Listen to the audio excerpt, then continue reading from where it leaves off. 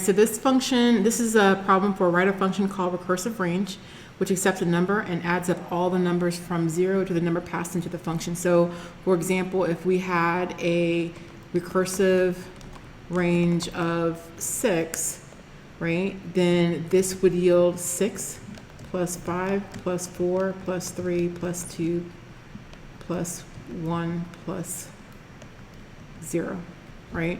So this would equal, I think it's 21. All right, so what we want to do then, it's very, very similar to the other two problems. We're just going to create a base case here. And we're going to say if our n is equal to 0. So what are we going to do when we reach an n is equal to 0? We're going to return 0. So then we're going to say we're going to return n times recursive range of, we're going to recurse here, n, and we're going to have to decrement our n, right? So this is equivalent if we were on a call stack of, we call a function called recursive range, and we pass in 6, right? So if we pass in 6, then we're going to, when this function is called, we're going to get here, n is not 6 at this point, it's actually 6, right? Or n is not 0. So we're going to go to the next part, which is this right here. And this tells us that we need to recurse. We need to take the current value of n, which is 6, and we need to multiply it times itself. I'm just going to say RR just for short. And we're going to pass in n minus 1, which is 5, right? So we're going to keep on doing this. So we're going to call, again, once this function is called, this case is not met yet, so n is not equal to 0, so we keep on recursing, right? So this time we have n is 5, and this time we're going to recurse again, and that next time we call this function, n will be equal to 4. So now we're going to keep on doing that. So n, this should be plus. This should be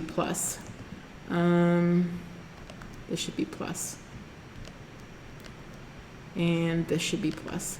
All right, so we're going to have 4 plus the recursive range of 3, and then we're going to have 3 plus the recursive range of 2. Then we're going to have 2 plus the recursive range of 1, and then we're going to have 1 plus the recursive range of 0. So once we finally get to n is equal to 0, it's going to return 0. So when this is returned 0, then what this is going to become is 1 plus 0. And what this says is that we now have the base case, we have the value of what the recursive range is at 1, right? Because n was 1 at this point. And this is the value, it's 1. This is equal to 1. So when it returns, it's going to replace this value now. It's going to return this value into this function call right here, because all these functions are sitting on the call stack. So what we get here then is 2 plus 1, which is the recursive range, the value for 2. So this is going to return back into this and take these two functions off the call stack, and then we're going to get 3 plus the value that we had here, right? So 2 plus 1 is 3, and so now we get 3 plus 3, right? So the recursive range of 2 is 3, or the recursive range of 3 is 3 plus 3, which is 6, which makes sense, right? Because if we had a recursive range of 3, it would be equal to 3 plus 2 plus 1 plus 0, which is 3 and 2 is 5 plus 1 is 6.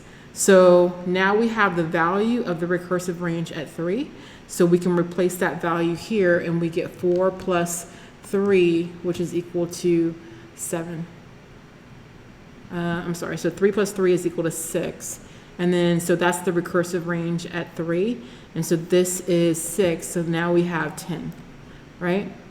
And then here, now we have the value of the recursive range at 4, which is the value 10. So now we're going to get 5 plus 10, which is equal to 15. And now we have the value of the recursive range at 5. So that value is going to be replaced inside of here. And we're going to get 6 plus the value at 15, or 15, which is going to give us 21, which is the answer, right? So the value at 6, n of 6 is 21.